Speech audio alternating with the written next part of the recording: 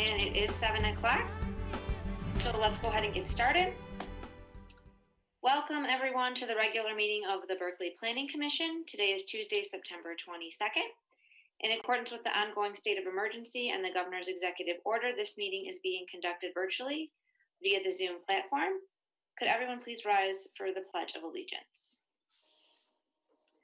I pledge allegiance to the flag of the United States of America and to the republic for which it stands, one nation, under God, indivisible, with liberty and justice for all. Okay. The first item on our agenda this evening is consideration and approval of the agenda. Does anyone have any changes to the agenda? Madam Chair, we'll want to do a roll call first. Oh, I'm sorry. Yes, thank you, Erin. Could you call the roll? Commissioner Bartis? Present. Commissioner Campbell? Here. Commissioner Kempner? Here. Commissioner Patterson? Here. Commissioner Richardson? Commissioner Smith? Commissioner Stern? Here. Commissioner Trotto? Here. Chair Kapelanski? Here. Okay, now that brings us to the agenda. So does anyone have any changes to the agenda or motions to approve? Move to approve. Support. Okay, so we have a motion and a second. Erin, could you call the roll, please? Campbell? Yes. Kempner? Yes. Patterson? Yes. Stern? Yes. Trotto? Yes. Bartis? Yes. Yes. Kapelanski? Next item on the agenda are the minutes from the August 25th meeting. Oh, and it looks like Mr. Smith and Mr. Richardson are joining Sorry. us. We had a little difficulty chiming in tonight. Oh, that's all right. Welcome aboard, guys. I'll give Mark a minute to get situated. Okay.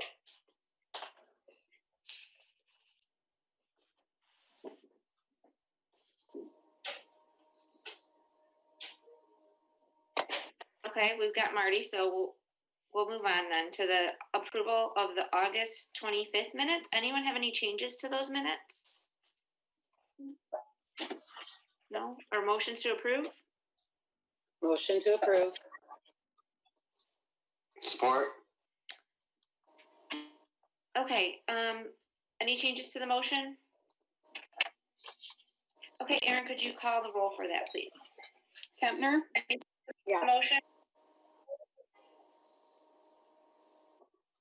Patterson? Yes. Richardson?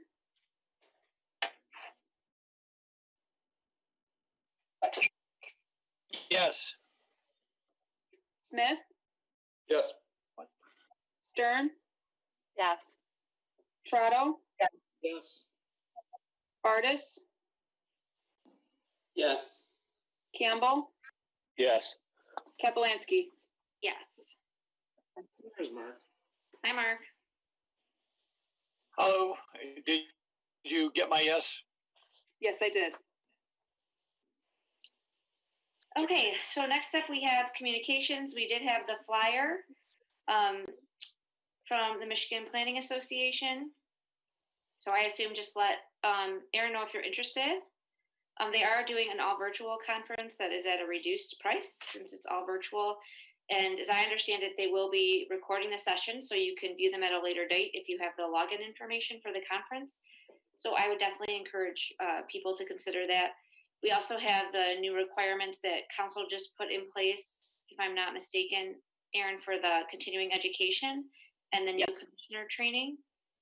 So a great opportunity to pick up some continuing education credits there from your house instead of having to travel somewhere. I know next year we'll be in Port Huron, so we'll be a little bit of a distance. I also wanted to welcome our new commissioners, Commissioner Bardis and Commissioner Stern, welcome aboard. We're happy to have you with us. Anything else, Aaron? On communications? No? Okay, so that brings us to citizen comment. If any members of the public wish to speak during the appropriate agenda item, we ask that you please use the raise your hand feature or dial *9 if you've called in. Comments can also be submitted to planning@berkleymich.net. Just a reminder that the Planning Commission will not be engaging in any discussion. We ask that you please state your name and address and keep your comments to 3 minutes or less. Do we have anyone who's interested in making any comments on non-agenda items at this time? No? Okay. And we haven't received any emails either, correct? Yep. Okay, so we will close citizen comment and move on to our first item on the agenda, which is elections for the chair, vice chair, and secretary of the Planning Commission. A note of clarification on that, Aaron, do you want those, once nominations are made and seconded, do you want those approved in one motion, or do you want a separate motion for each one? They can be all lumped together. Okay. So does anyone have any nominations for chair, vice chair, or secretary at this time? I will nominate Commissioner Smith for vice chair. Well, then I'll nominate Ms. Kapelinski for chair.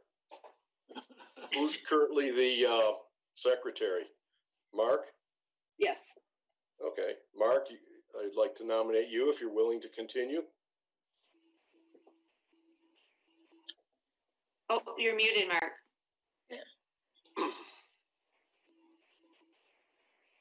He's speechless. Mark, can you unmute yourself? There you go. Yeah, it seems to mute itself even when I try to unmute it. I accept the nomination.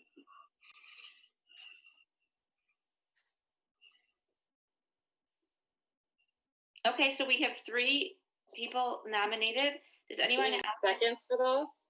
I think if we can do it in one motion, we could second the motion. Mm-hmm. Unless there's other nominations. No? Any motions then? Okay, I move to elect Chair Kapelinski to remain chair, Marty Smith to remain vice chair, and Mark Richardson to remain secretary. Second. Okay, motion and a second. Any changes to the motion? Okay, Ms. Luto, could you call the roll, please? Patterson, Yes. Richardson, Yes. Smith, Yes. Stern, Yes. Trotto, Yes. Bardis, Yes. Campbell, Yes. Kempner, Yes. Kapelinski. Yes. Thank you to everyone. I'm sure the 3 of us are happy to continue on. Next up, we have appointments to the City Council, DDA, Chamber, and Environmental Advisory Committee. Do you need motions on those too, Aaron? No, not necessarily. Just if someone wants to request to be appointed, or if someone wants to serve in that capacity. So I'm happy to continue to talk with the City Council as needed at their meetings. Is anyone else interested in taking over or continuing with the DDA? I know, Mark, you're on Environmental Advisory, and we need someone new for the Chamber since Tim is no longer on the Planning Commission. So any interest in any of those? What are the requirements for the chamber? So do you know when the Chamber meets, Aaron? It is the second Wednesday of the month at 5:30 p.m. So it's just to attend the meetings and just report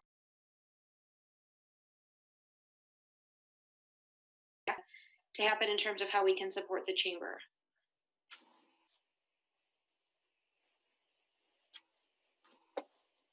I'd be interested in that.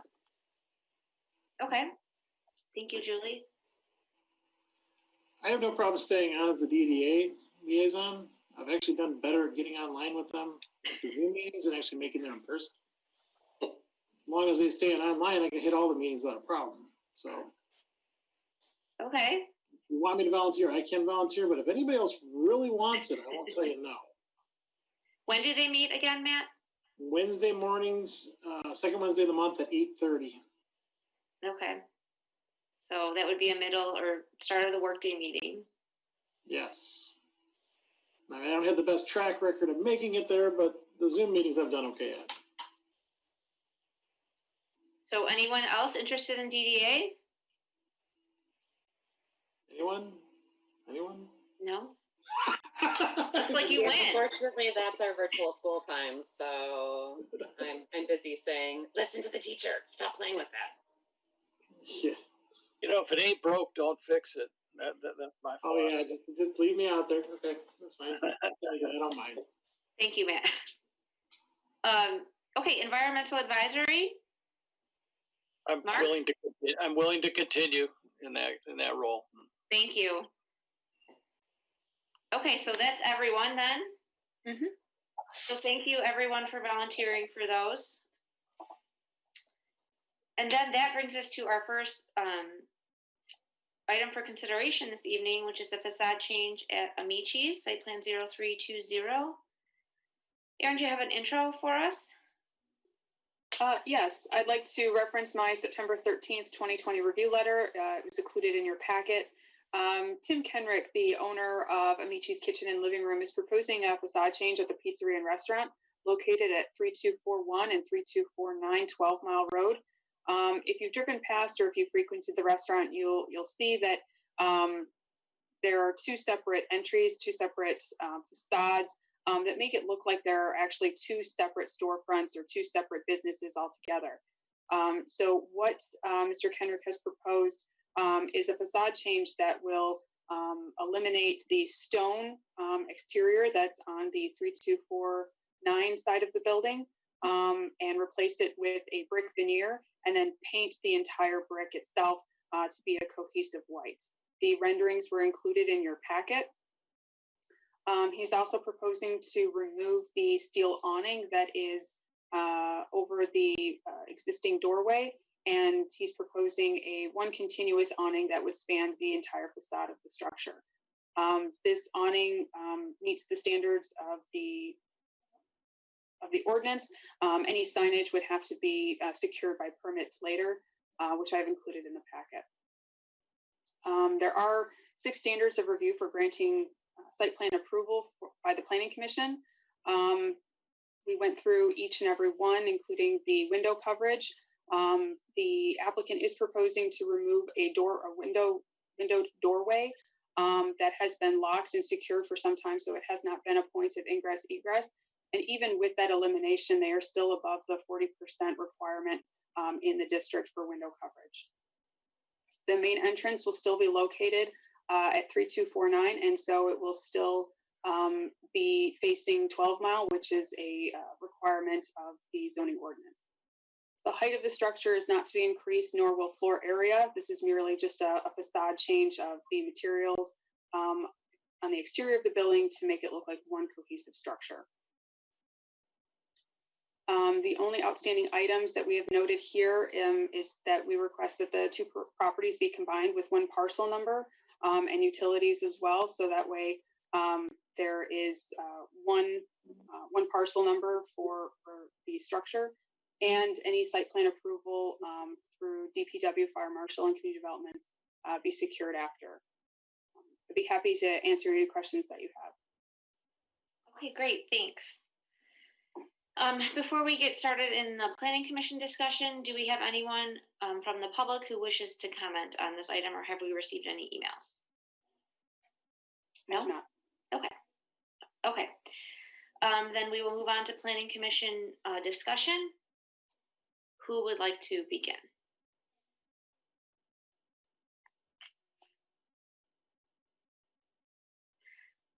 I have a general question, Erin. But I saw in the packet material that the DDA did the design guidelines review and provided a letter. that showed that they generally complied. They mentioned something about adding a mural. And I wondered if this were to get approved, if that could be a condition of approval. We could make that a condition of approval. That is something that is being proposed by the applicant. Our DDA director, Jennifer Finney, is here. She would be able to speak a little bit more to the design committee's review and the mural that is being proposed. But we could make that a condition of approval, yes. And then I also, I'm sorry, neglected to welcome our applicants. So Tim and Keith, do you have anything to add to Aaron's comments, or you want to comment on the mural at all?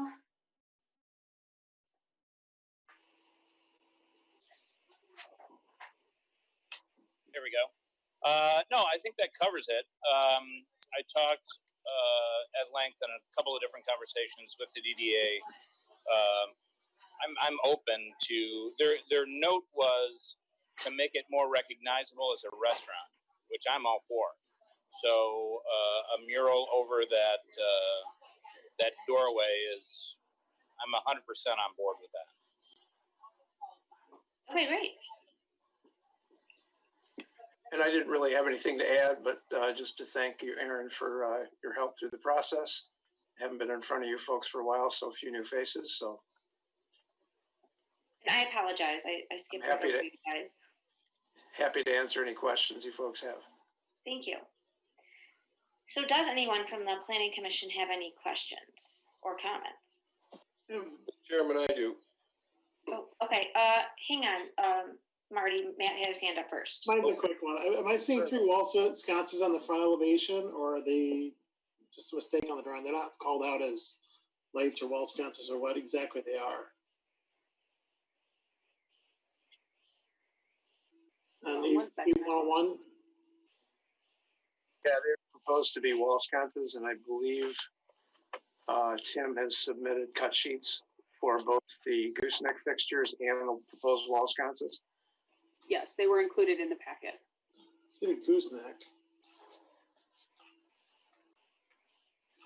Okay, so it's just another gooseneck fixture? No, so the gooseneck fixtures are above the awning. Okay. The wall sconces would be, there'd be three of them actually, kind of on both ends of the facade, and then one right in the middle on that pilaster. I don't see a cut sheet for it, that's all. They're not referenced on the rendering. It was submitted, the cut sheet for the sconce was submitted after the original submittal. I'm not sure, Tim, when you'd submitted that. Do you know the spec on that?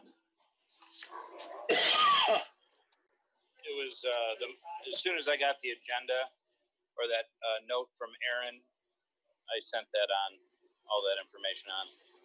Yes, that was forwarded on to the Planning Commission. It was?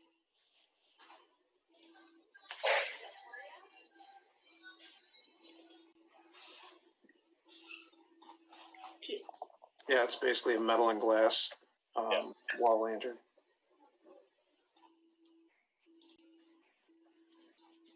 Do you know what sheet that's on, Aaron, or does I'll forward it all to everyone again. Thanks. Okay. All set, Matt? Was that your only? That was my only question, yes. Okay, thanks. Commissioner Smith? Hello, Tim. Hello, Keith. It's been a while since we've talked. How you doing? Hey, doing great. I'm not a huge fan of thin brick, but we use it all the time in our office. If it's detailed correctly, it's fine. Keith, I assume you're taking into account the detailing at the base, down the sidewalk and everything. You'll have something going so they aren't popping off. Keep it raised above grade so that it doesn't wick moisture and that sort of thing, yes. Yeah, okay. Huh? Okay. Marty, also on the there's a 135-degree angle at the doorway.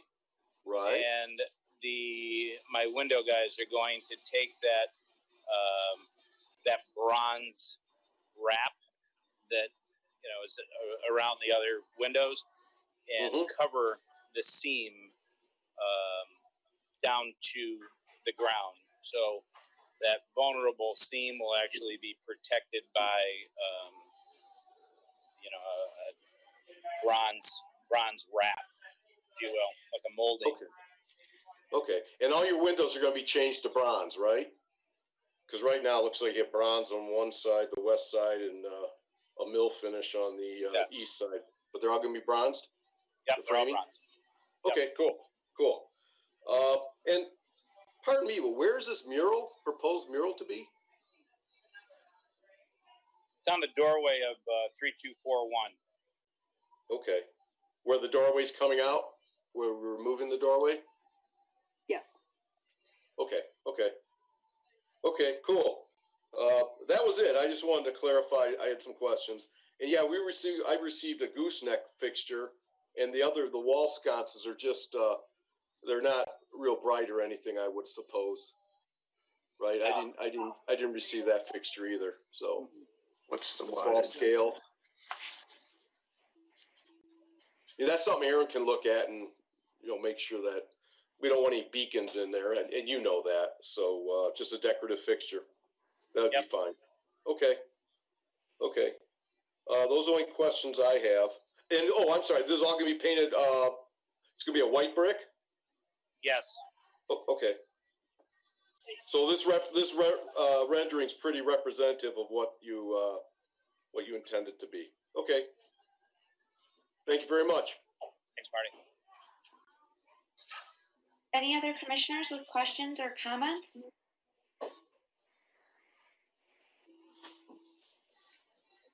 Or motions? I personally think this is a great change. It fits in well, and will really. I'll make a motion. Oh, great, Marty. I've done one or two before. I'll make a motion to approve SP-03-20. I think it's a fine addition, definite improvement over what's there. Recommend approval. Support.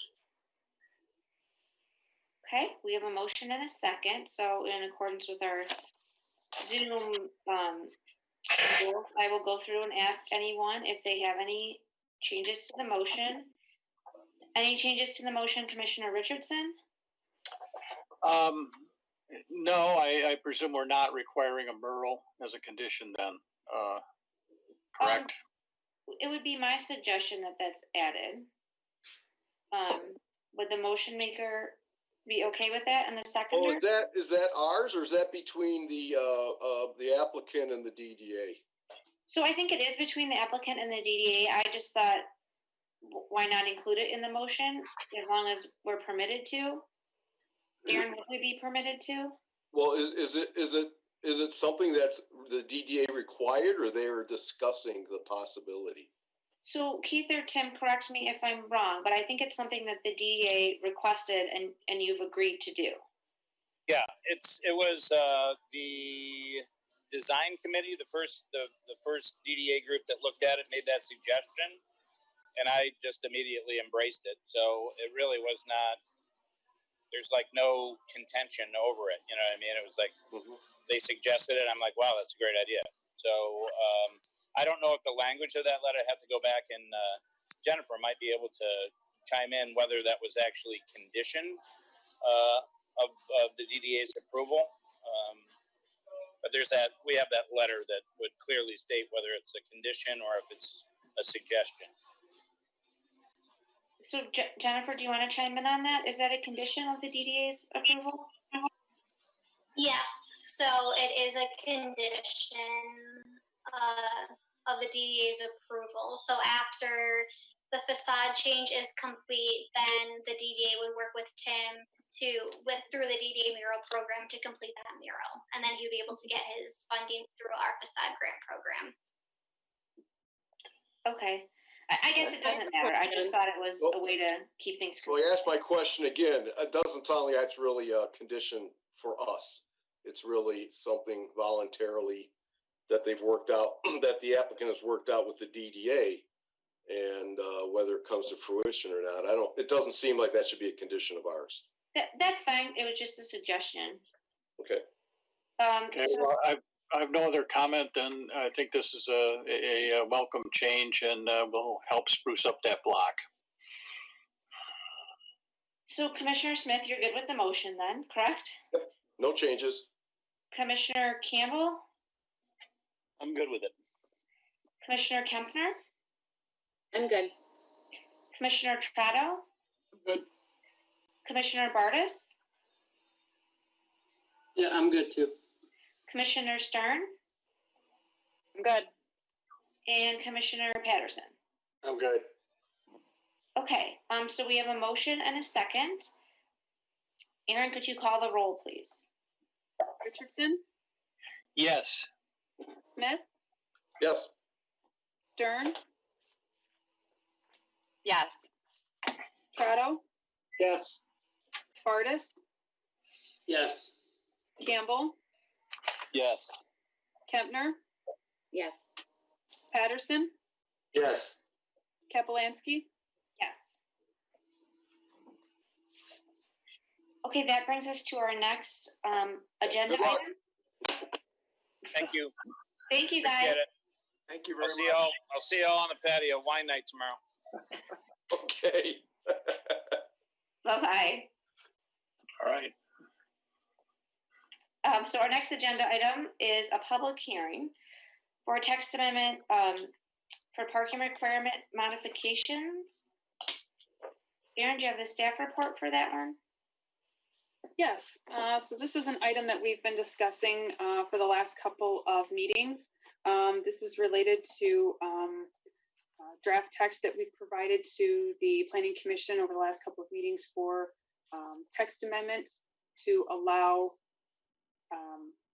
the Planning Commission to have the authority to modify the parking requirement during site plan approval should the applicant or developer meet certain criteria or provide evidence to support their request. We have provided a number of community comparisons for the Planning Commission to review and look at. We have some draft text, which has been largely unchanged. We did put a 10% threshold or cap on the number of parking spaces that could be reduced. And then there are a number of factors that the Planning Commission can take into consideration on whether to grant or deny the requested modification. The city attorney has looked at this at length and has provided his counsel and is fine with it. And I'd be happy to answer any questions that you have. Great, thanks. So this is a public hearing. Have we received any comments from the public on this? Okay, I'll open the public hearing for anyone that's attending the meeting on Zoom right now. Do we have anyone who's attending who wishes to speak on this item? No, ma'am. Okay, then I will close the public hearing. And is there anyone from the Planning Commission who has comments or discussion points on this? I know we've looked at it a few times now.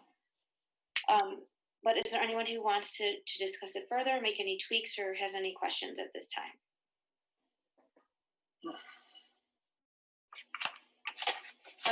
Commissioner Patterson. I do like the 10% cap on there. I think that maybe it will make it a little bit not as for every applicant. So I do like that there's a 10%. I know we kind of went back and forth on that. So thank you for including that.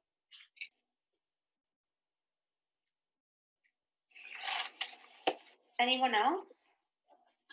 I believe that we've discussed this. We've discussed this very thoroughly at a number of meetings. I think the language that we arrived at is something we should go with, and I suspect it will be successful. But if there are any changes have to be made in the future, we can make them. But I think we vetted it well, and we need to move ahead with this draft, this proposed amendment. Commissioner Smith, did you have some comments as well? Yeah, I just want to add, as I mentioned in the past, the Planning Commission has granted these in the past. I'm glad now we're finally making it official that we're allowed to do this. So the wording's fine. We beat this up quite a number of times, and I'm happy with it the way it is. Thank you. Okay, anyone else? I would agree. I'm happy with the way it is too. I'm glad the 10% is included. It is great to have this, as part of the ordinance now. I would just like to add, I'm sorry, were you done? Go ahead. No, go ahead. I would just like to add from Ms. Schlutow, and this has come up also, I don't want this to be the threshold that developers come in with their shifty architects, because I'd read this and we'd automatically apply for 10% less, and hopefully it doesn't work out that way. Hopefully it's something that it is more our discretion. It does not become the threshold to circumvent our ordinance by 10%. So I just wanted to add that.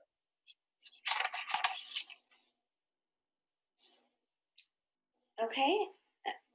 Any other comments? No? Or motions? This would be a recommendation to the city council, correct, Erin? Yes. Okay, I can make a motion. This doesn't have a number on it, but recommend city council to approve the parking requirement modifications during site plan review. If I said that right. Second. Okay, a motion and a second. I will go down the list to see if anyone has any changes to the motion. Commissioner Kempner? No. Commissioner Richardson? No. Commissioner Smith? No. Commissioner Trotto? Nope. Commissioner Patterson? No. Commissioner Campbell? No, looks good. Commissioner Stern? Nope, I'm good. And Commissioner Bartos? No changes. And I don't have any changes either. So, Ms. Schlutow, could you call the roll on this, please? Smith? Yes. Stern? Yes. Trotto? Yes. Bartis? Yes. Campbell? Yes. Kempner? Yes. Patterson? Yes. Richardson? Yes. Kapelansky? Yes. All right, so I assume that will go to the next available council meeting? Yes. Next up, we have a public hearing for a text amendment for site plans and site plan extensions. Erin, do you want to give us the staff report on that one? Yes, this is another one of the zoning ordinance amendment discussions that we've had over the last couple of months. This is to provide some amendments and some clarity in terms of development and what constitutes a project for site plan approval. I'll just go through the ordinance very quickly, the draft text. So section 138-677, this section did not include 11 Mile District. So we wanted to make sure that any development that came through that district was also subject to site plan approval. So we modified it and made things a little clearer to just state any development not located in a single family residential district shall require site plan review. So that eliminates new single family homes being developed, but anything that's located in the Woodward District, local business, cemetery parking, and 11 Mile will all be included in needing site plan approval. We made some changes and some clarification to the facade alterations. There was some confusion or inconsistencies in the past as to what type of project would require site plan approval for facade change. So we wanted to make sure that we made that clear so that there was consistency over time. We did include on the administrative review a section stating that the zoning administrator shall have the discretion to send any project that was deemed based on the scope, the intensity, or the workload that could be subject to review by the Planning Commission, even if it was something that could be done administratively. If this was felt that it was a project that needed that additional review, that the zoning administrator had the discretion to do so. Scrolling down, in section 138-680, we just expanded on the required information, number 18, that samples representing color and materials shall be presented to the Planning Commission. This was something that the Commission wanted to see, not as a suggestion by the city staff, but as a requirement when they come before you for approval. We made some clarification on revisions to site plans, meaning that if a change to an approved site plan is deemed to be minor in scope or intensity, the revised site plan may be still reviewed administratively based on certain criteria, but if it's anything larger than that, any major revisions to the site plan would then have to come back before Planning Commission. Finally, the last change that we made was an inclusion to extend the approval period for a site plan. Previously, a site plan was only valid for 1 year, and if building permits were not secured within that 1 year, then the site plan would expire. Given the current state of everything that we are in, and a lot of construction projects have halted, we recognize that there may be circumstances that an applicant may need some additional time to secure funding, or if there are brownfield mitigation measures that need to be done, environmental factors that need to be taken into account, that this would afford them an opportunity to extend the span of their site plan approval without having to reappear before Planning Commission and start the whole review process all over again. They would still, in this context, they would still need to come before Planning Commission to extend their approval, but they wouldn't have to resubmit their plans before you. This was set for a public hearing, and I'd be happy to answer any questions that you have. Thanks. Did we receive any emails on this for the public hearing? Okay, so I will open the public hearing. Tori, is there anyone who wishes to speak on this item? There is no one at this time, ma'am. Thank you. So I will close the public hearing then and open it up to the Planning Commission for their comment and discussion. Does anyone have any questions, concerns, discussion points on this? You know, we've looked at this one pretty extensively too over the course of the last few meetings, and it's great to get some of these items cleaned up. So thank you, Erin, for leading the charge on that. If no one has any comments or questions, does anyone have any motions to recommend approval to the council on this? I can make a motion to recommend projects requiring site plan approval, text amendment discussion. Do I have to go through all these sections, or just, is that enough?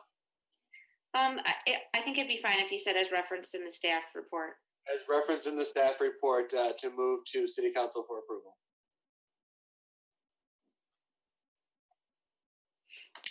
Support. Okay, a motion and a support. Any changes to that motion, Commissioner Richardson? No. Commissioner Patterson? No. Commissioner Kempner? No. Commissioner Smith? Nope. Commissioner Campbell? No. Commissioner Bardis? No. Commissioner Stern? No. Commissioner Trotto? Okay, I think that was a no. And I have no changes either. Erin, could you call the roll on this one? Stern? Yes. Trotto? Yes. Bardis? Yes. Campbell?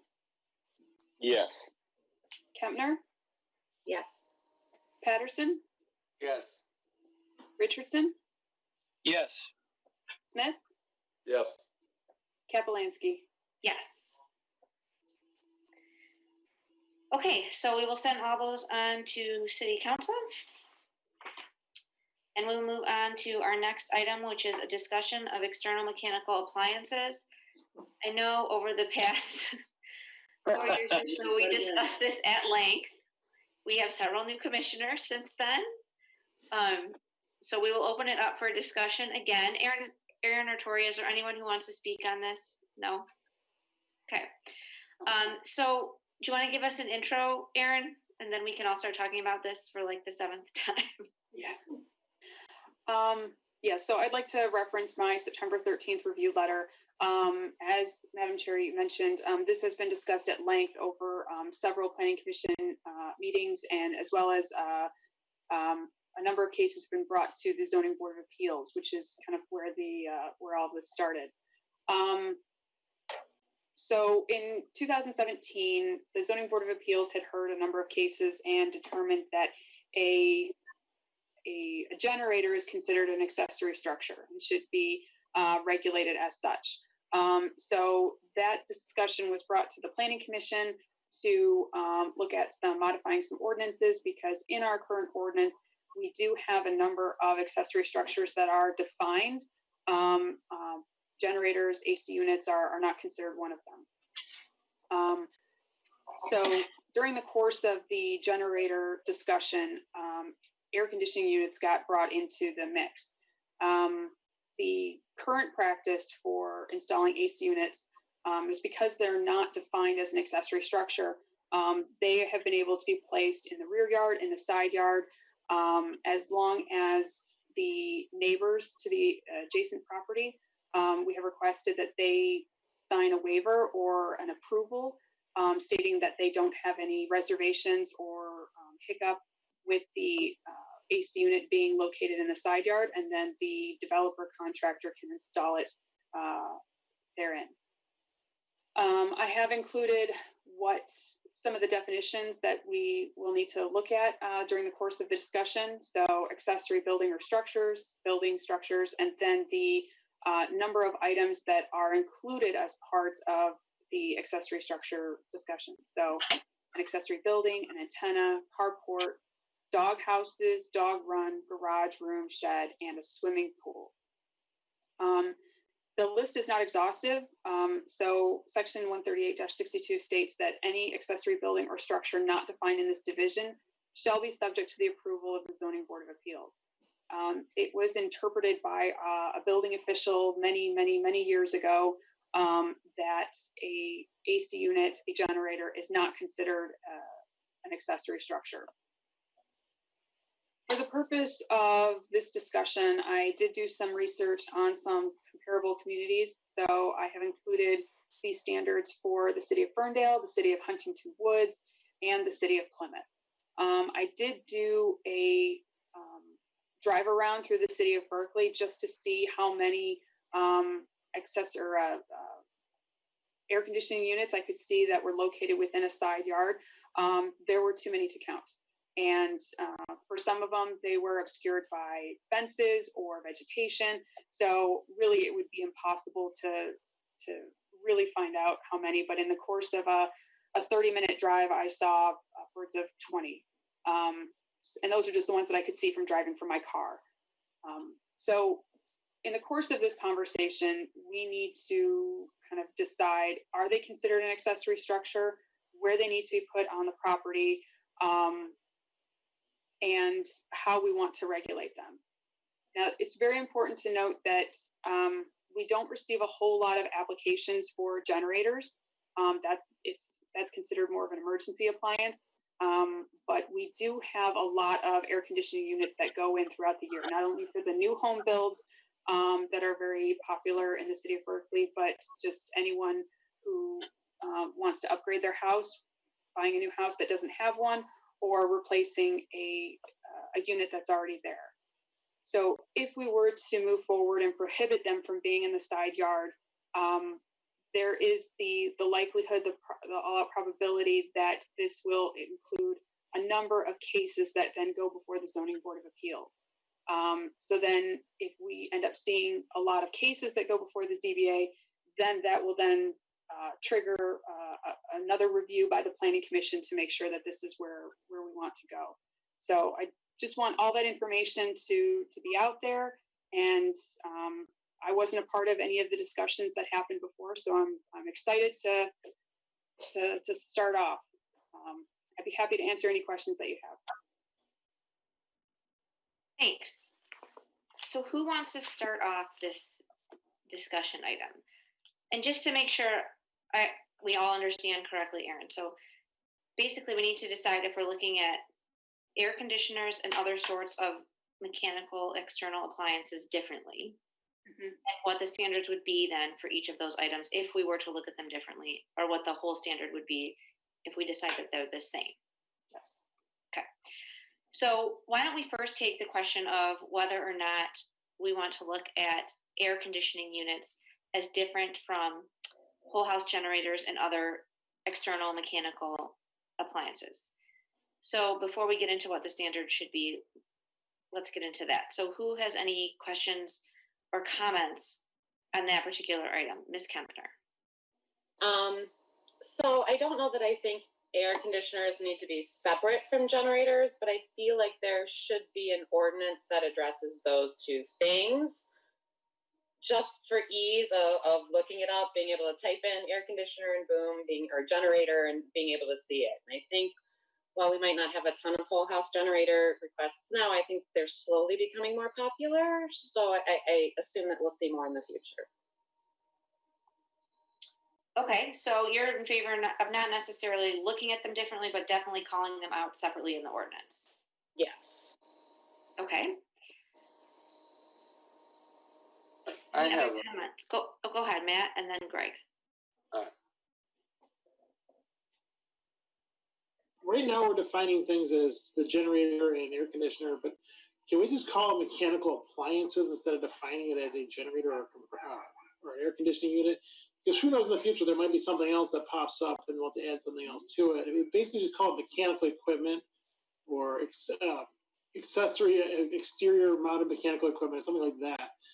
Because there's going to be changes in the future, 20 years down the road from now. You may have something like an outdoor furnace that even goes in there. So there is new technology that comes out all the time. So why limit ourselves to those two? Just kind of create a defined set of items and work from there. So I guess my question back to you then is, I think that we were potentially looking at air conditioners differently because there are so many that exist in the side yards now. Mm-hmm. And would we want to have a separate standard for those? So you're saying basically you want to lump them all together as exterior mechanical appliances or some other phrase that encompasses everything. Mm-hmm. Okay. And then one more problem you're going to have is once we do create this, if it's different than what's already installed throughout most of the city, it's going to create some issues because you're going to have a situation where you have a new builder coming in, he's planning on putting the side yard, and he looks to the neighbors to the right, neighbors to the left, neighbors behind him, neighbors around him, and everybody's got him in the side yards. It's going to create a problem when you have a new builder coming in and say, well, we're going to hold you to a different standard because we've just changed our notes. But we have the ability to do that, but it's going to create some headaches. Right. Commissioner Patterson, you had some comments or questions. I guess it's kind of similar to what Matt just told us, but this would, I'm just clarifying, this would also be if I have to have my side air conditioner replaced. So then I would be forced to put it in the back of my yard instead of the side of my yard, correct? That's what. So if we lump them all together, if we lump together external mechanical appliances, sure, and as air conditioners and generators and all of those things, and then decide that they only belong in the rear yard, then yes. If you were to come in and put in replace your air conditioning unit, it would have to be moved to the backyard if that's what we decide. That's why I guess I'm first posing the question, do we want to treat air conditioners differently? Would we want to consider them to be allowed to be in the side yard or subject to a different setback or something right, because of some of those concerns? Right. So Campbell will be next. Oh. No, go ahead. Finish your thoughts, Greg. I thought I was cut off. No.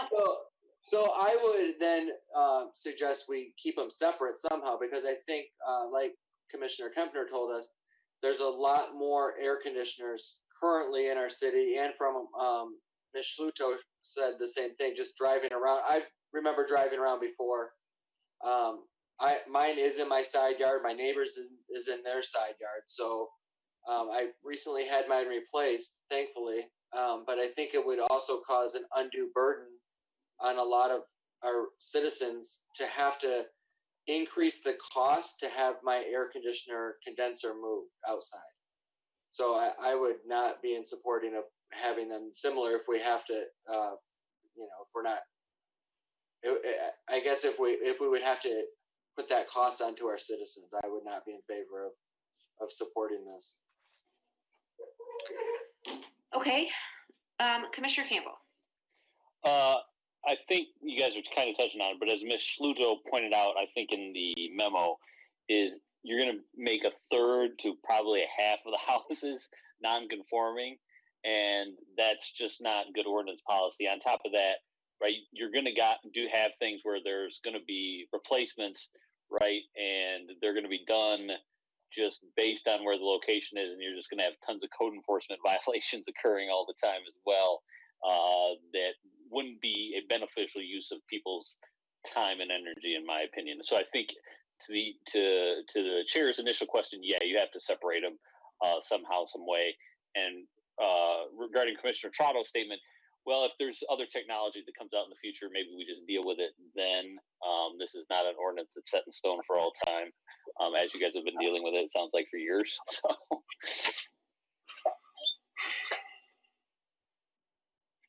Sorry, Commissioner Bartis, did you have a comment? Yeah, I guess I had a question. So I think goes back to your original ask is first we want to decide if generators and air conditioning units are considered accessory structures or not. Is that where we want to start? Well, that's where I suggested that we start. Instead of tackling all of this together, kind of break it into pieces. Yeah, so I think they should not be considered accessory structures as we go down this path and then move from there. So you think air conditioners should not be considered accessory structures? I guess I'm thinking both don't need to be considered accessory structures, but yeah.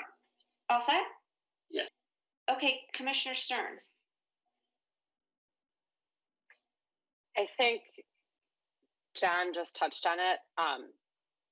I feel like my audio is on a delay.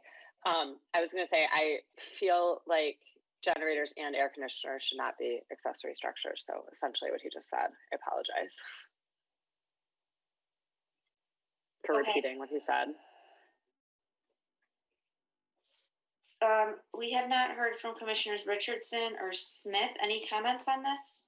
I know Marty's waiting till everybody's had their say, and then we'll get it straightened out when he talks. But going back to the original discussion, there were two issues kicking around in my mind. One was noise levels, and the other was aesthetics. And the aesthetic issue never resonated too much with me because I think we're all kind of accustomed to seeing those kind of devices. Whole house generators are larger than room air conditioners are, and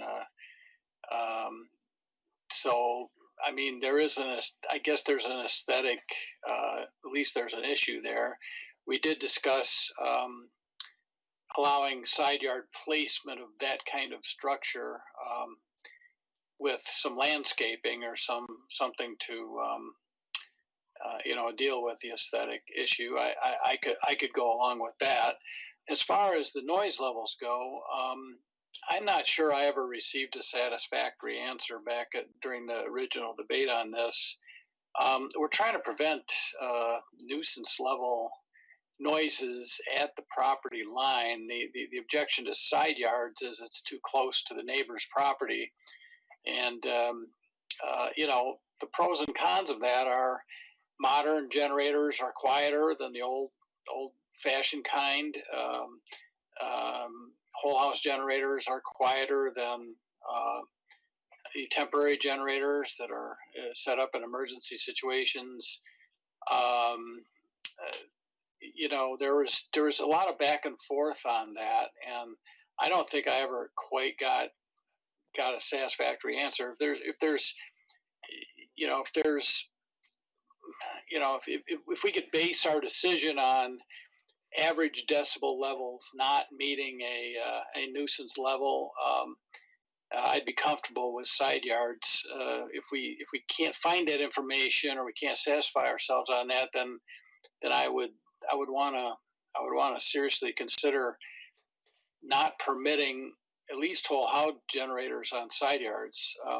And I'm a little in the dark on that. I remember researching it on my own for a while, and I don't remember what I came up with, frankly, but because it's been a few years. But and it might be different now, even now, after several more years. So I'm very much in favor of trying to base the decision on the facts. At least as far as noise goes. Aesthetics is much more of a subjective thing, and it's a little harder for me to put my foot down on solely aesthetic basis. But I do want to prevent nuisance level noises in neighborhoods, particularly as these generators become more popular. So that's where I'm coming from. Commissioner Smith, anything? Yeah, we're touching on a lot of different things here. A term bounced around a couple times as you stated. We've been talking about this probably for years. Exterior appliances. I think that was touched on earlier. That's what these things really are. They're exterior appliances. Now, whether those go under an accessory structure, fine. But there's my personal feelings, as everybody knows, at least those that have been in these meetings, I have no problem if there's an existing condition, someone replaces their air conditioner, I have no problem at being able to put it in the side yard again. It's an existing condition. It's been there forever. Most people welcome a new air conditioner because it doesn't sound like a freight train like the old one did that went bad. For new builds, the policy, or new installations, the policy in the past has been get a letter from your neighbors that you have no problem with it in the side yard. And I think that's a fine policy. Generators are a bit bigger, are a bit louder, and when they go off, more people have their windows open. So you run into other issues there. I'd like to see generators in the backyard. That's just my personal feelings. I think Ferndale talks about on page 3 here, the paragraph they have, equipment used for central air conditioning, heating, I guess water filtration is probably pool equipment. Installed outside a single or two family dwelling, attached structures shall be located in the rear yard. Now, we can put a caveat there, if they do get a letter from the affected neighbor, that's fine. Anybody else moving into the house is an existing condition. It's there. I'm reading again. Community Development Department may allow units located in side yards in instances where such locations do not adversely impact abutting dwellings. Condition upon screening, appropriate landscaping, blah, blah, blah. That's a little subjective, but I think that goes into the possibility of getting a signed letter from your neighbor that saying they have no problem. So I really think new equipment should be in the backyard and not affect neighbors, especially in the 40 and 50 foot lots that we have in the majority of our town here. But so I kind of rambled on here, but because there's a lot going on, but I would like the policy to be backyard unless you get a signed letter. If you're replacing a piece of equipment, fine. It was in the side yard. It can go back in the side yard. We are not going to make a resident incur the expense of reworking their main electrical to move it to the backyard. Who knows what they may have in their backyard. So I think I covered most of the things. We did talk about acoustics.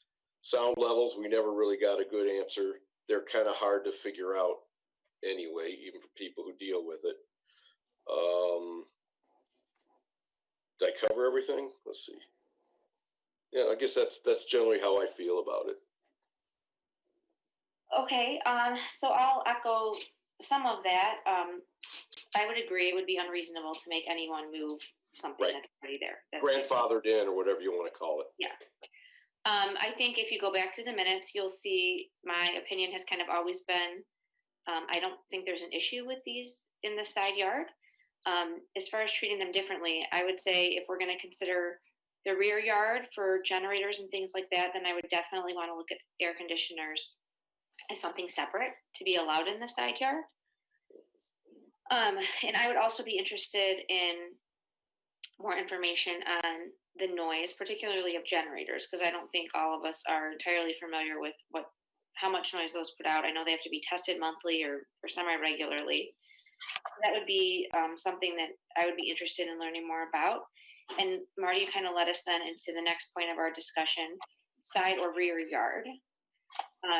And then we can kind of get into setbacks a little bit. And then does that kind of cover everything you need to know from us, Erin? Yes, that gives me some good direction on how to move forward and how to continue this discussion. So what are the setbacks right now? And forgive me, I probably wrote it down, for accessory structures. So what are we looking at now for the house generators? Sorry, I don't have it pulled up. I apologize. No, that's okay. I don't know. I don't know if we have anything regarding house generators. We might not. Yeah. I don't think we do, to be honest. Yeah. What kind of information are you looking for? I don't think we even talk about air conditioners in our ordinance. You can't find any of that stuff. So right now we have no regulations on setbacks. No. I don't believe so. No, we don't. I mean, it would have to. So if go ahead. No, if I'm correct, if someone wants to come in and put in a garage, it can be 5 feet from the property line. Is that right? Mm-hmm. Yep. So that would kind of be like a starting point. Yes, that's, if we were to classify AC units and generators as an accessory structure, they would be beholden to the setbacks of the accessory structure. So they would have to be 5 feet from a property line, which, if we were to look at being in a side yard, is almost impossible. Exactly. Right, especially on these narrow lots, and I'm sure we'd have a lot of non-conforming air conditioners then. Mm-hmm. Okay. So that's why. Sorry, I interrupted, but that's why maybe a term of exterior appliance, separate from accessory structures, may just to get us going. Yep. As a separate definition. So the question now is: should these exterior appliances be permitted in the side yard? And if they are, what would the setback be? So who has some comments on that? Ms. Chairman? Yes, Mr. I don't know if you can have a setback on it, because think about a 40-foot lot. You have a 10-foot setback on one side, which is your driveway, and a 5-foot on the other. By the time you say it's an air conditioning unit, by the time you're, 12 inches, 18 inches, whatever it needs to be from the wall of the building, you're a foot or two from the property line. So I don't think setbacks really come into it. That's a good point. That's a really good point. Go ahead, Matt. Did you have something? A couple comments regarding generators and stuff. This is kind of my world. So, looking through some of the submittals and specs on this stuff, the sound output on a generator is roughly 55 dB to 69 dB, depending on the type of generator you buy. Looking at an air conditioning unit, it ranges running from 58 to 70 dB, depending on the manufacturer. So you're basically now with the sound attenuated ones no louder than any air conditioning unit. Comparative to size, I mean, they're 4 foot by 25 by 29. In comparison to some of the air conditioning units, depending on size, if you're getting a 3-ton unit, you're probably looking at 36 by 36 or something. So you're about a foot shorter, but their overall size is a little bit, they're more just flatter units. They're not, I wouldn't call it bulkier. They're just a little bit longer. And actually, they're more narrow than most AC units actually are, because they're just longer instead of more boxy. Right. They're shorter. It depends on the manufacturer. Some of the ones, even like the 7 kW ones, are actually 25 by 36 by 25. If you get a small one from Generac, if you look at Kohlers, they're about the same. They've kind of made them smaller, so they look almost like an air conditioner now. Over the last year or so, I have seen these things change, and they've gotten smaller, lighter, and more sound attenuated. So they're constantly improving those, just like they are air conditioning. But on the same note, though, I don't think many people are going to be putting these things in unless they're putting in a new house or if they really want it. Our power seems to be more stable here lately, so I can't imagine them doing them as often as they, the power used to go out. But as for the side yard, I am 100% in for putting them in side yards, because my backyard's completely built out for my own, usage. And putting an air conditioner or a generator back there would just make it one more thing in the way. Thanks, Matt.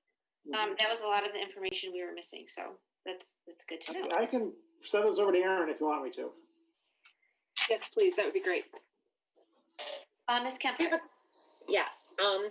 So as far as the setback, our next one, we're looking at projections. Like a projection is allowed to go into the setback. So I think we can probably write something, if we were to allow them in the side yard, to say, but they have to be set back 3 feet. I think we can work that in similarly from the projections.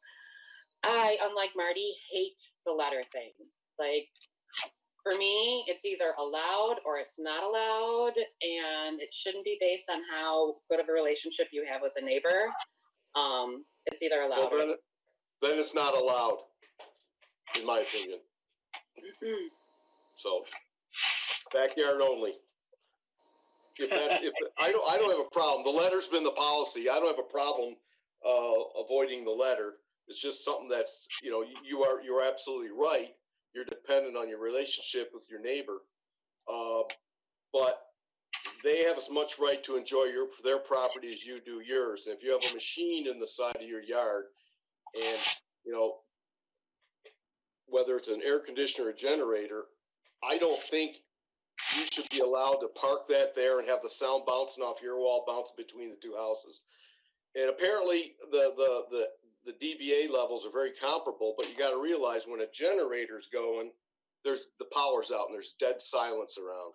When an air conditioner's going, a lot of people have air conditioners, windows are closed, it's not quite as loud. So a generator relative is much louder. And I agree with Lisa, if we don't want to do the letter, the approval from your neighbor, well, then they're to be in the backyard. Existing conditions grandfathered in, of course. I don't agree with Mr. Trotto in this fact that, you want to have a nice patio in your backyard. You don't want to see that, not you personally, but if someone wants to build out their patio, build out their deck, whatever they have, and they don't want to see the generator, why should their neighbor have to look at it? That'd be my opinion. So it goes in the backyard unless there's some different circumstances and or something's grandfathered in. If that's the direction we want to go in my opinion. I lean towards not in the side yard as well, and I would want something written in that's a little bit better than grandfathering, that says, yes, you can replace this, you can upgrade it, make sure that the people who have it currently are protected and are able to replace the whole unit if that's what they have to do. All set, Lisa? Yes. Okay.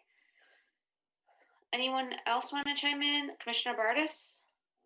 So what if there's a situation where the rear yard is more detrimental to your neighbor than the side yard?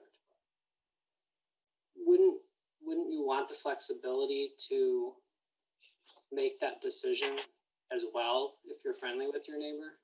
Or I guess, for your own backyard, your own aesthetic, if you need more room, and it makes more sense from those that live around you as well.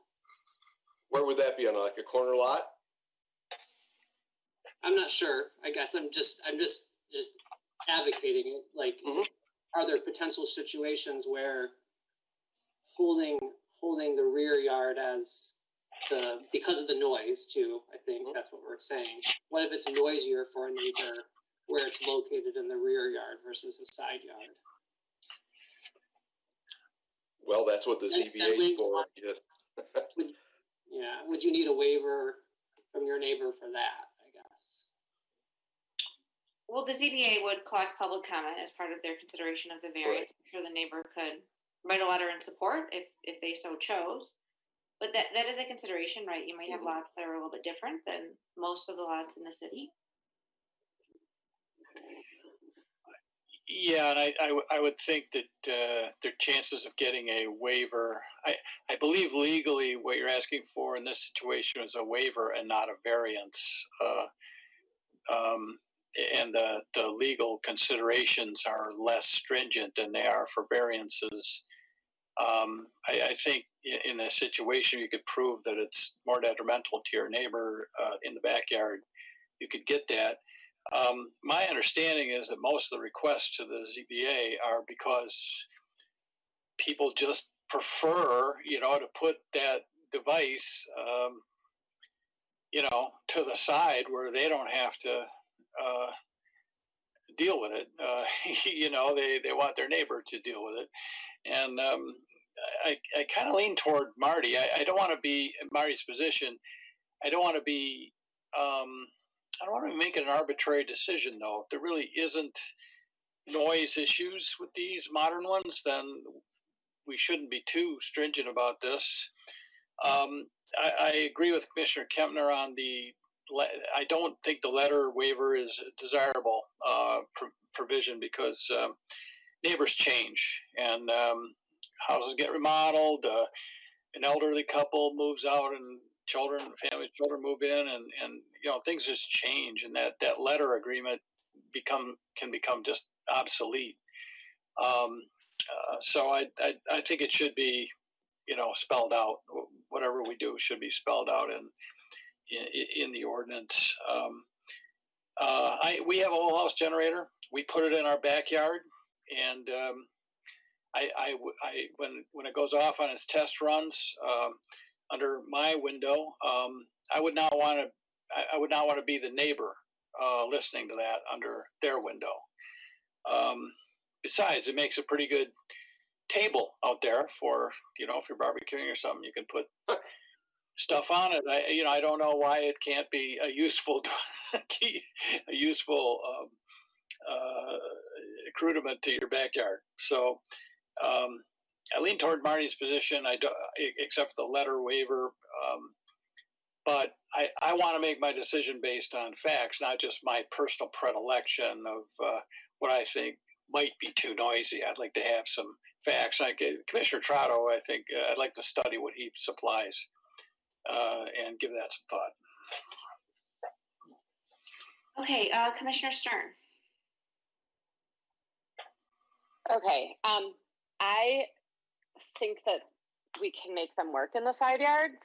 I don't want to say that they can't be allowed there. I also do not like the letter. With proper screening, fencing, landscaping, you can make that a requirement. So the noise isn't that significant.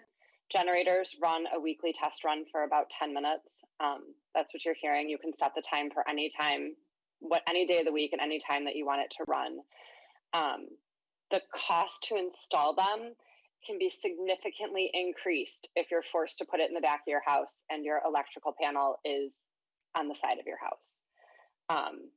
So for the residents, the cost to do it could be significantly higher if we're requiring it to be in the backyard. It's just something to think about. And again, with proper screening, I used to sell them or install them when I worked for an electrician. So with proper screening and landscaping, they aren't bad to look at, and the noise is not that significant that I've ever experienced. Sure, when the power's out, but when the power's out and everyone breaks out their portable generators around me, that's all I hear. So, yeah. If you can make it easier for people to install them, then they're much quieter than the portable ones. So. Okay, thank you, Commissioner Stern.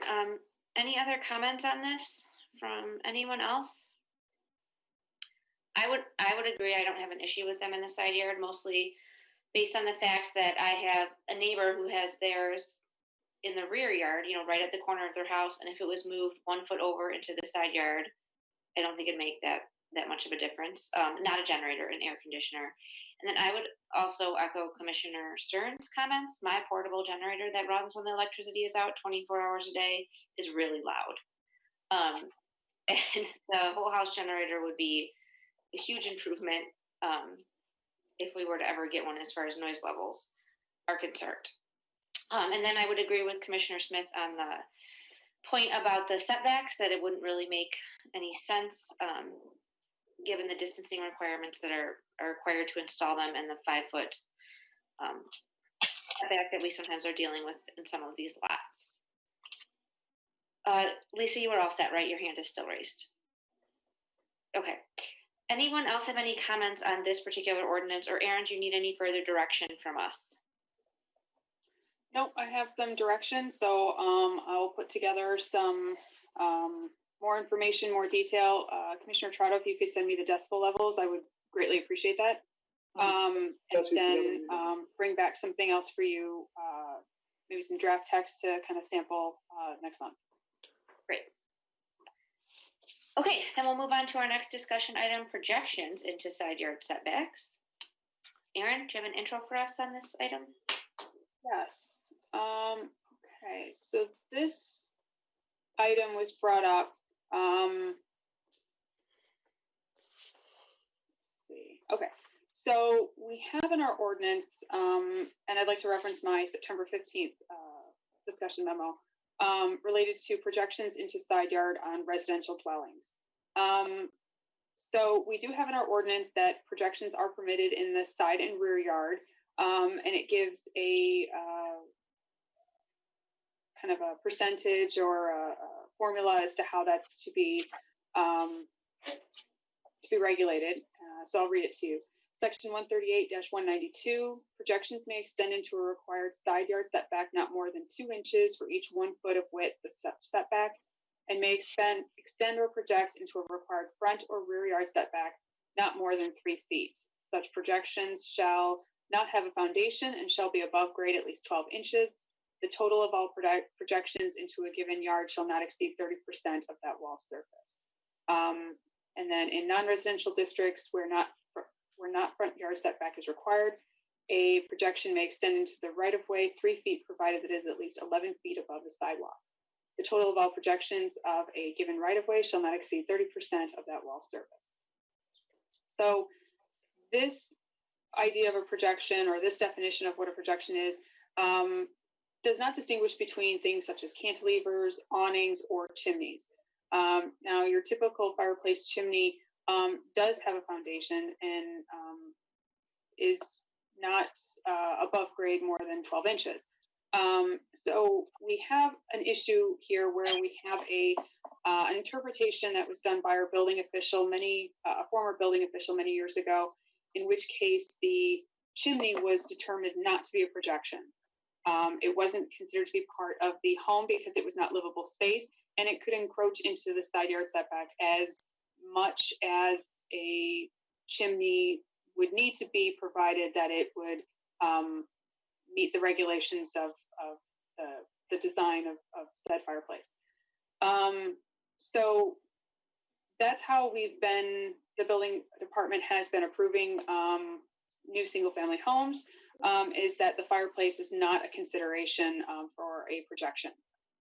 This has been met with some concern and some confusion with residents and developers who are watching our developments very carefully and making sure that we are following the letter of the law.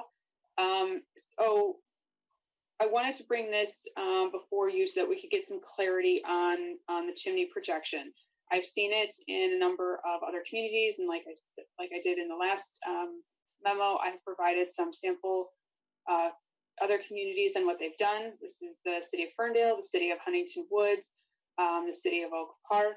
Now, Oak Park's definition is very similar to ours, whereas Huntington Woods and Ferndale give a very fine and a finite number as to how far a projection can go for a chimney into a side, front, or rear setback. In terms of next steps, I would like the Planning Commission to discuss how we'd like to move forward with these projections, if the chimneys are to be considered a projection or a continuation of the livable space, and how we can move forward to make sure that our standards are clear for all of our residents and contractors. Okay, thanks.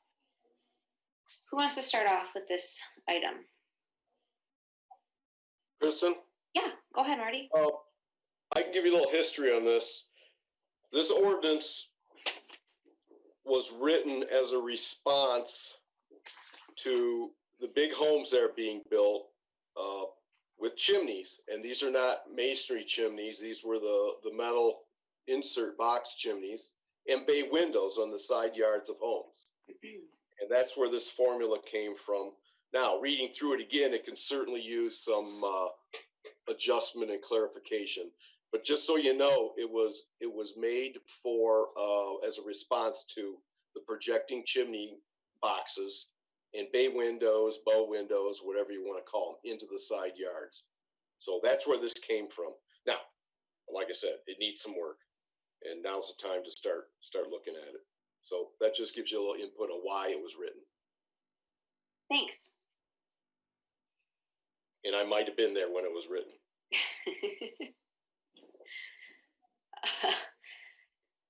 Anyone have any thoughts then on any tweaks?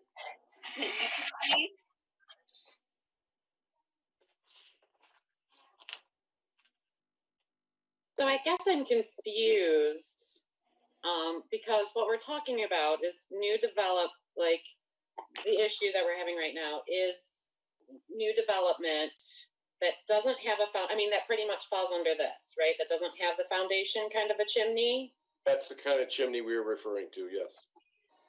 Yeah, so there are two different kinds, and the way that the chimneys were interpreted, the ones that are brick and have the foundation all the way, are all the way at grade, versus the ones that are more of the box types that Commissioner Smith was referring to.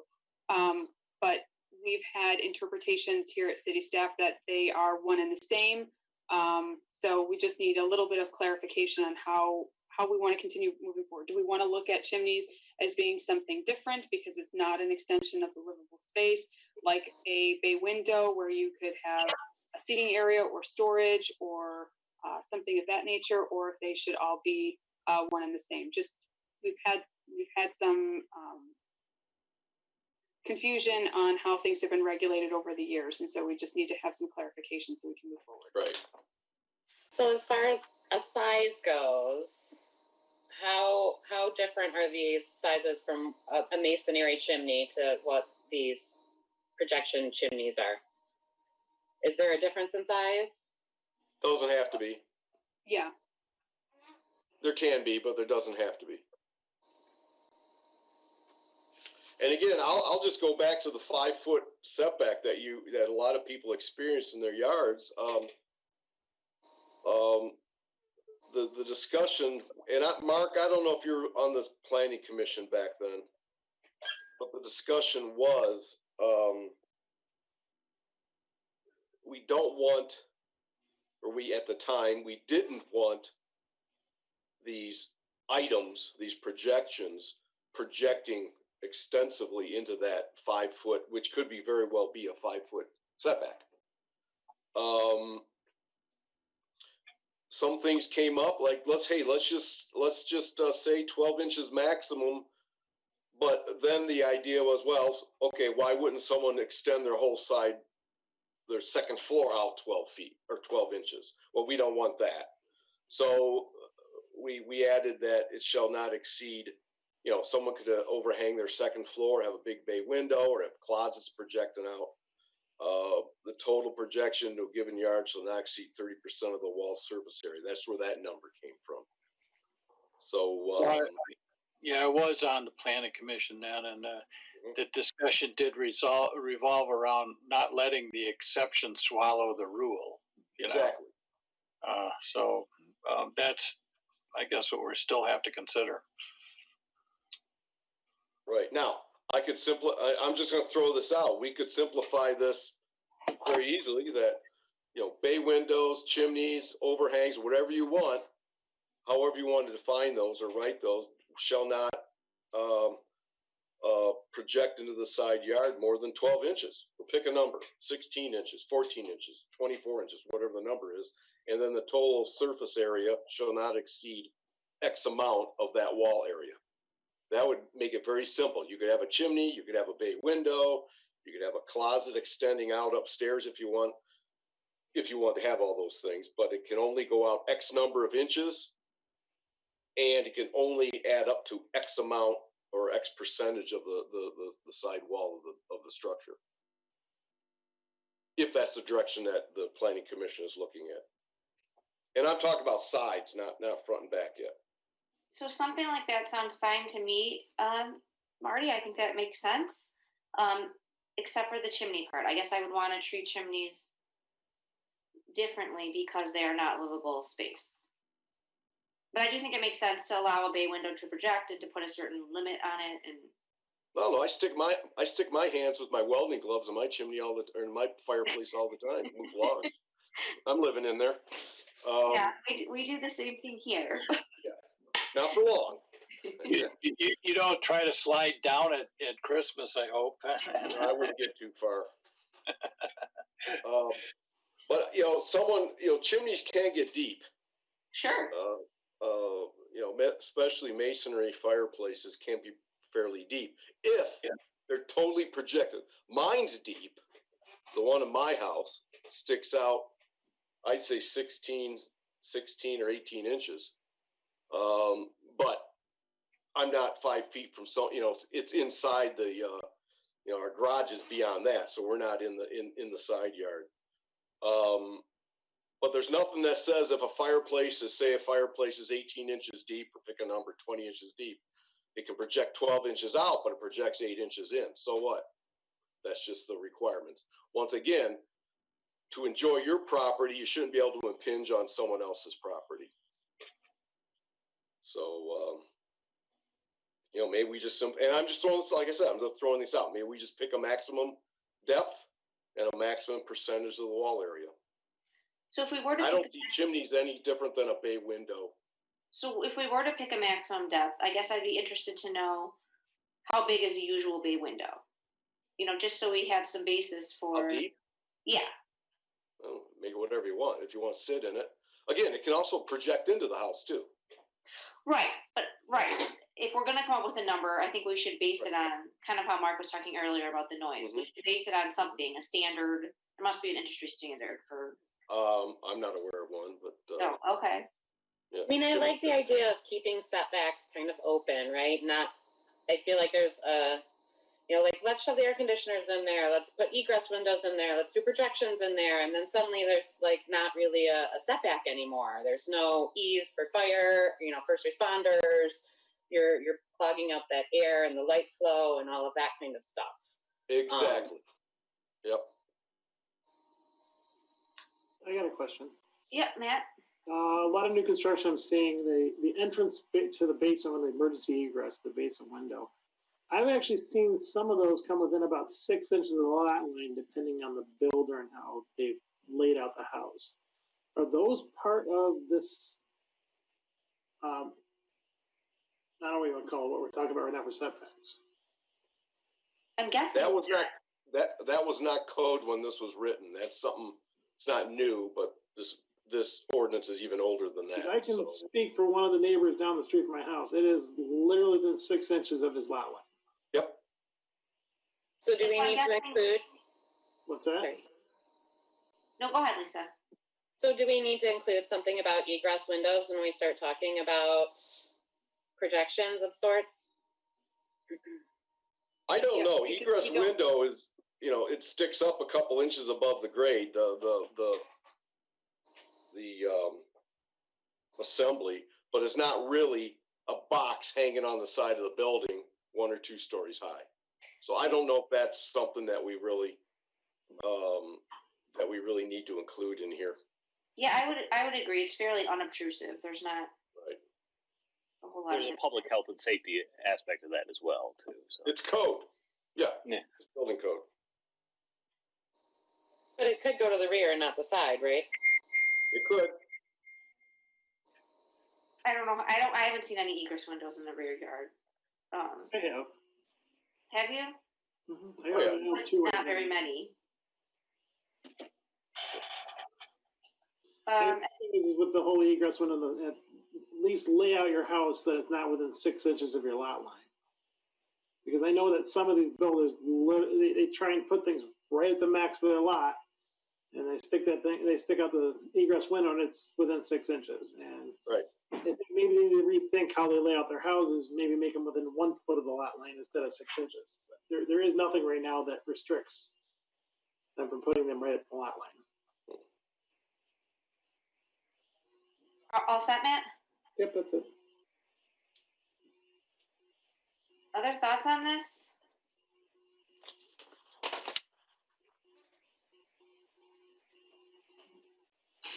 I know we haven't given you a ton of direction, Erin. Well, I can start putting together some information and some draft text and compiling a little bit more information about what a standard box chimney is. I can put together some information and bring to next month. That'd be great. Erin? Yes.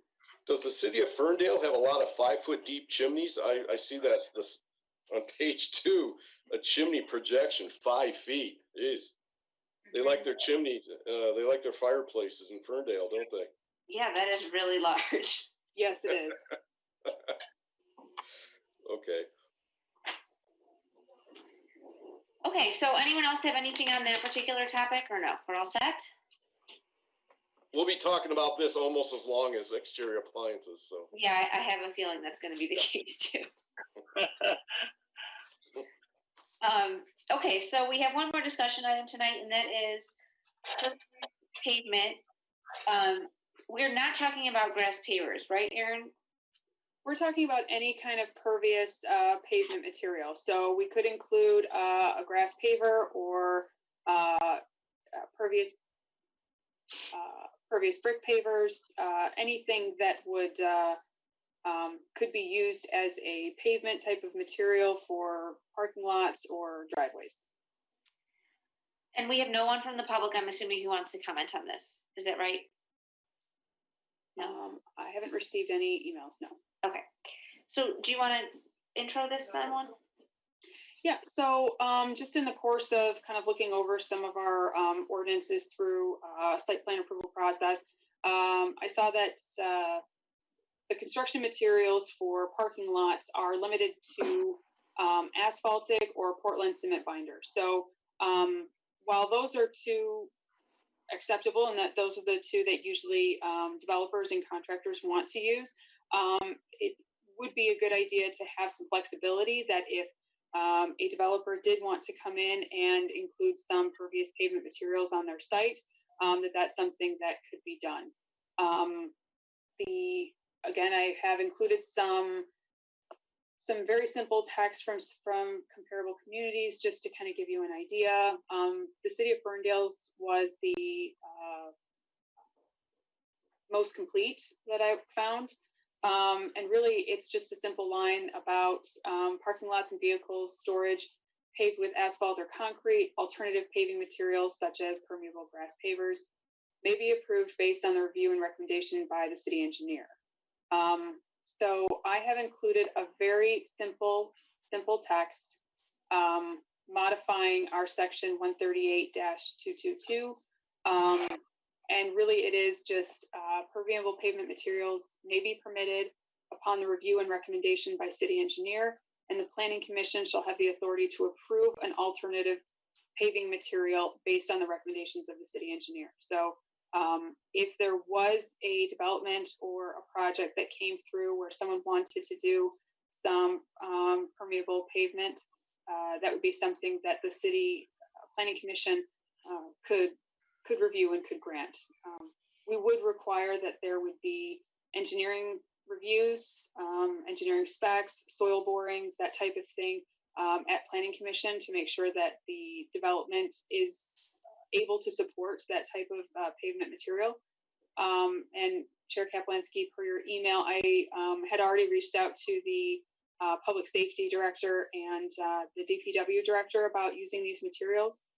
The DPW director didn't have any issues with using these type of materials, and our DPW director, his only concern was that there would be some type of site maintenance document to make sure that the area was cleared and maintained regularly. We are looking at doing these, allowing these more on a private parking areas, and so it wouldn't be any areas that the city services would be responsible for clearing or maintaining. Be happy to answer any questions that you have. Thanks. Lisa. Okay, so my first question is, are we thinking about this for residential as well, or just commercial areas? Like, I would say both. If there's a resident who wants to put in a permeable brick paver driveway or a walkway, as long as their approach would be asphalt or concrete, I think that'd be something that we could explore, considering we have a lot of flooding and stormwater runoff issues here. But the majority of majority of what I was more thinking was a commercial development. okay, so however this, like what this reads to me means that if I'm a single family, I'd have to come, or a single family residence, I would have to go to planning commission as well. Is that your intention, or is your intention, like if it's a single family residence, that it's approved administratively? Well, I think if, I mean, there has to be some review by city engineers if someone wanted to do a permeable brick pavement system in their driveway. Single family residential projects are not seen by planning commission. Therefore, that type of development would be done more administratively. That's it for me. Okay. Anyone else? I have some comments. Go ahead, Ryan. I could see this done residentially. I don't know if the permeable pavement materials hold up in a commercial application. They're just not there yet, or the technology isn't there yet, or the bases aren't there yet. But that's fine if they want to. If they can come in with material and a detail that they think will work, that more power to them. Would gravel or crushed concrete be acceptable? Well, that would be. I didn't specify anything like that. That would be up to the planning commission to determine if they wanted to allow that type of material, and certainly they would have to have the review recommendation by a city engineer to show how the water could be dispersed and how it would assist that property. Because there are still gravel driveways in Berkley, 2 tracks where there's grass between them, just 2 tracks of gravel or crushed stone. They do drain, but you know, it's kind of tough to mow not mow. Well, you got to mow them. That's true. It's tough to shovel them and things, but there are a number of them around town. I don't know if you've ever noticed, but if someone came in and said they wanted to do that, I guess it's, I wouldn't see it in a commercial project, but I could see some resident wanting to do that. That's fine. I'm just asking if that would be something acceptable, and maybe you haven't thought that through yet, but leave it up to the engineers. Well, gravel was certainly not at the forefront of my mind in terms of a permeable pavement system. If they could make an argument showing how they would maintain it and how it wouldn't become a burden, how it could all be maintained on their street, on their property, and if planning commission, if the city engineer made that recommendation and planning commission wanted to move forward with that way, it would be, you'd be looking at the site as a whole and the impacts on the adjacent properties. But that certainly wasn't the first pavement material that popped into my mind when. Okay. Just asking. So I have a couple of questions and comments. Your intention is not to exclude city-owned property, city-owned parking lots from the ordinance. I take it. Would that be right? Well, if city-owned properties wanted to, if we wanted to pave over or redo our municipal lots and use a permeable pavement system, I think that as long as it meets the standards of our engineers, I don't have any problem with that in any way, shape, or form. This is more to allow private commercial developments the opportunity to use a permeable pavement system if they so choose. Okay. Have you looked at the potential impact on stormwater retention under various scenarios? The reason I'm asking that is because this idea was actually raised a few years ago by myself, actually, through the environmental committee. And at that time, DPW Director Schuler looked into it a little bit, and he concluded that it was very likely to have a negligible impact on stormwater retention because of the heavy clay impermeable soils that underlie much of Berkeley. In a commercial or city parking lot setting, you need to do a tad bit of engineering to achieve a stormwater retention and detention, it should be. And there's also additional maintenance costs connected with that engineering. There's some subterranean piping they have to lay, and you have to maintain that. So I've always been interested in this idea. I guess I don't object to making it an option. I tend to think that there just won't be a whole lot of response to it. On the other hand, if we can get some pilot projects, if you will, going and maybe demonstrate that there is some with engineered systems, there is some actual tangible benefit from stormwater detention, then the idea may catch on, and we may want to move further with it as we proceed. So I guess those are my comments about it. I'm certainly not objecting to the idea. Just kind of wondering if it has much practical utility. I'd like to know more along those lines. I guess I'm always looking for more facts to support what we do. So any information you can provide on that, on the whole issue of soils and the effectiveness of these systems in the soil situation that we have, I'd appreciate learning about that. Aaron, this is Marty again. The ordinance as it's written, I think is fine. We're leaving it up to the applicant, through the city engineer to propose a system. I have no problem adding this to our ordinance. Again, as Mr. Richardson said, I don't know what the practicality of this is in a commercial commercial application. There are some brick paver driveways around in Berkeley.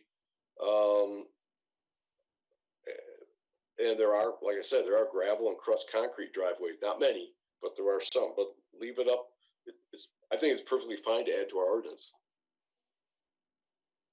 Yeah, I'll go along with that. Yeah. I would agree. I think if they can make it work, that's great. Anyone else?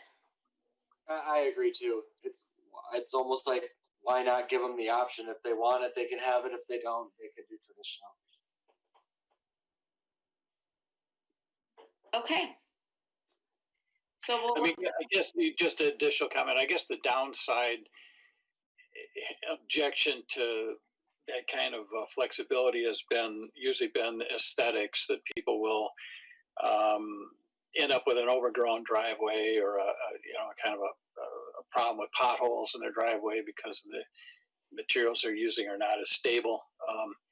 I would think that those kind of issues could be addressed through the permitting process, though. So, and perhaps that's not as true in the modern age as it was 20 or 30 years ago. So that's just something to note. And but I'm not changing my position. I think we should include it. Just one final. The same could be happening with a cement driveway, though, too. I mean, those also have to be repaired. So I am one of the ones who have a gravel driveway still. I actually have a gravel road to my house, but there used to be a road. So I mean, as far as repairing it, once in a while I grade it with just a rake, but it's not too bad to get the weeds out of it. Okay. Commissioner Bardis?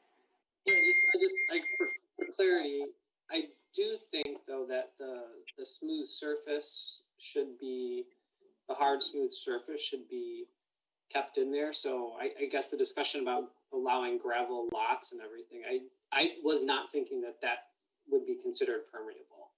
I'm thinking more of the engineered permeable pavement systems that have the under drains and the soil analysis. So that's, I guess, for my 2 cents, I was not going the route of allowing gravel or crushed concrete anymore for that. Okay, any other comments on this one? No? Okay, Erin, so we'll look for something on that as well then? Okay, so would you like me to bring back some modified text, a little bit more fleshed out next month, or are you ready to set a public hearing with a couple of minor modifications? I think we'd probably be ready for the public hearing on this one. I agree. Okay, so I'm going to leave things largely the same, but are we wanting to remove the possibility of gravel or crushed concrete? Or just leave it as it is? Yeah, I don't want to. I think for a residential home, maybe that's a different consideration. Obviously, for commercial, that would not be okay. For now, I think we could leave it as is. Yeah, I just brought that up as kind of playing devil's advocate. In Great Britain, everybody has gravel driveways. Now, they don't get the freeze thaw, but they get a whole lot of rain, and they work. But I don't think it's a good application for commercial use at all, because it'll be rutted and with heavier vehicles driving over and turning and trying to, people have enough trouble trying to park, but you're just going to have all kinds of damage to something like that. I was thinking more of what we have in here already, in town already. There are some gravel driveways, and they drain all the way down to our clay, but they do drain. Okay. So that brings us to liaison reports. I know the council approved, I think last night, a few ordinances that we had considered for second reading. Is that right, Erin? Yes. So the local business district is now been added to the schedule of regulations. And we had the second reading removing BOCA from our zoning ordinance that still referenced it in our mobile home residential dwelling section. Does anyone have anything else to report on their liaison reports? Matt? DDA, they have approved their new signage plan, and they have approved the contractor for installation, so you will be seeing new signage for the city popping up in the next few months. Great. From environmental, we did meet this month, and we have decided to proceed with our idea for a community garden. And we had originally broached this in our June meeting and put out some feelers on our committee's Facebook page. We got a lot of positive response from the community to the idea of a community garden. So we this has been our first meeting since June due to all the usual factors. So we're just getting back to the idea now, and we've decided to proceed with it based on the positive response we've had. One of our committee members is spearheading the development of a proposal. We're really starting from square one here, including location, size, management, and really the whole 9 yards. And we anticipate involving the public in this discussion at an appropriate time. Number of other items we discussed, but I think that's probably the one of most public interest at this time. So we'll be meeting again in November.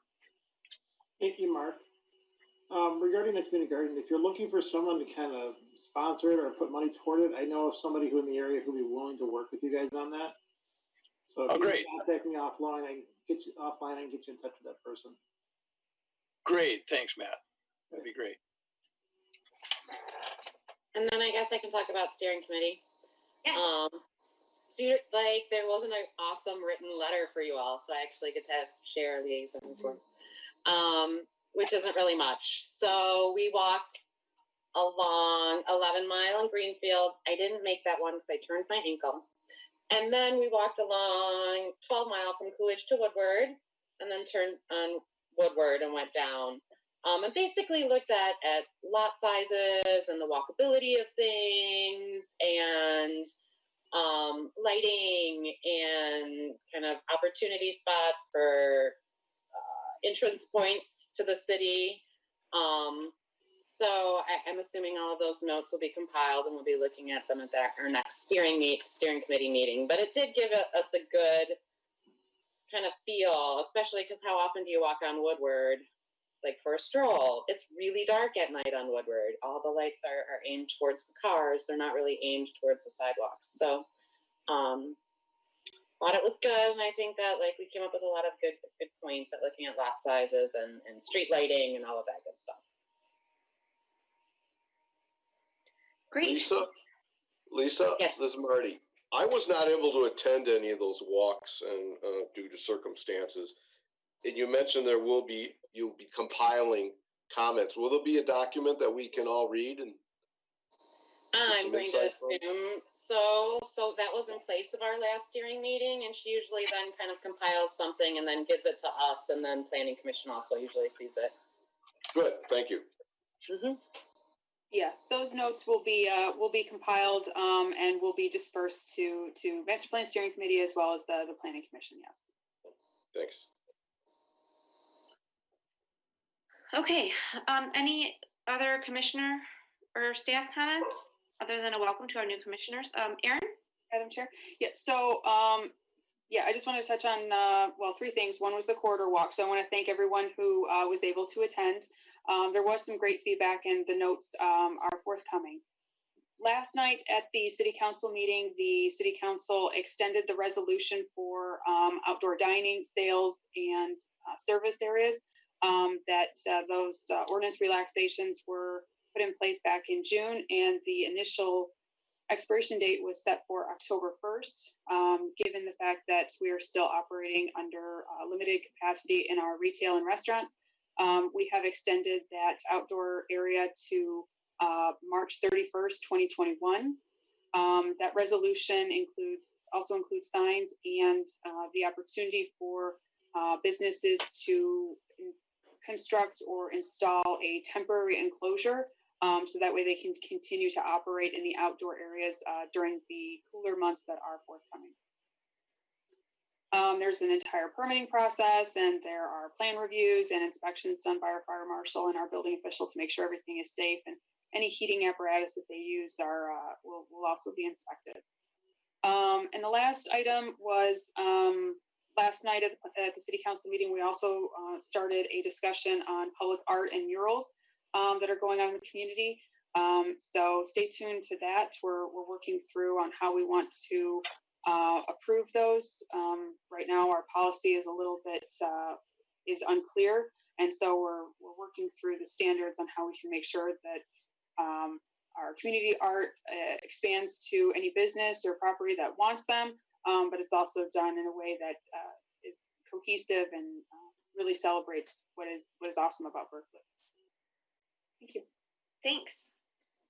Does anyone else have anything for the group?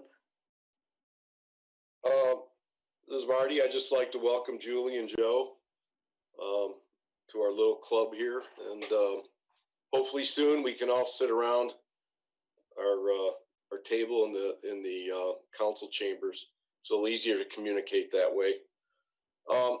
And I thought you were going to say the table at Blarney Stone there, Marty. Yeah, we can do that. And Aaron we're just talking about the temporary outdoor area permits. That seems to have worked fairly well. Has there been any discussion, and there may not, of incorporating or those kind of activities, those kinds of areas, those kinds of things into our master plan or maybe even our ordinances? Is there, due to what the circumstances that brought it along, is that something that we or the steering committee may want to look at for future use in Berkley? Just throw that out. Yeah, well, we have been talking at length. I mean, even before COVID right.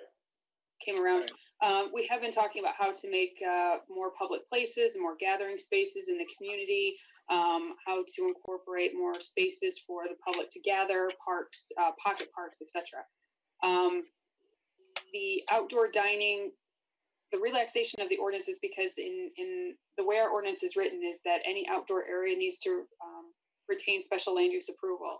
And given that people really needed to have relief immediately, we worked with city council and our city attorneys to do that resolution to give them some immediate relief so they didn't have a 3-month process to go through a public hearing and approval by city council. If we wanted to look at modifying those standards in our ordinance in the future, that might be something we can certainly do. We haven't heard really any complaints, either public safety, the local businesses. We haven't heard any complaints of these outdoor dining areas being received negatively. So they seem to have really worked. Any permanent change that we would do would have to go through the traditional ordinance amendments. Okay, and the other reason I brought that up is must be a couple Saturdays ago, we spent an afternoon or a couple hours downtown Northville, where they've closed off the road, the main streets, due to the same, all this stuff going on. And that's nice in itself, but we sat for about an hour and a half in the plaza they have there in town. I don't know if everybody's familiar with it. It's 2 or 3 times as big as anything we might have, say, along Robina. But I sat there talking to there's 6 of us there, saying, this is really something that Berkley could use at a smaller scale. It's a very nice space. Even with the separation issues we're all dealing with, there were a lot of people sitting, strolling, just a wonderful place on a nice afternoon. And I would ask the steering committee to really consider the Robina areas where we've had a couple of false starts. That would be something that really would bring Berkley, take a big step to an outdoor gathering area. And those are ideal.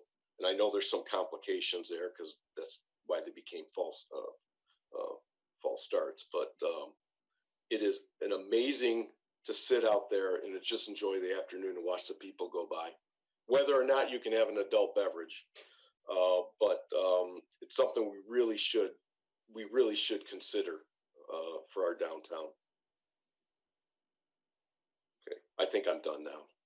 Thanks. I would agree. I think that the outdoor gathering space would be a much needed amenity.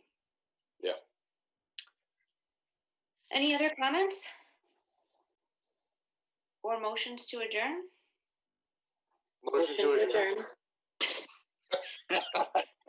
Let's make it unanimous. Now substituting for Tim Murad, everybody. Is there a second? I'm sure there is. Yeah. Okay. Aaron, could you call the roll, please? Prado, Yes.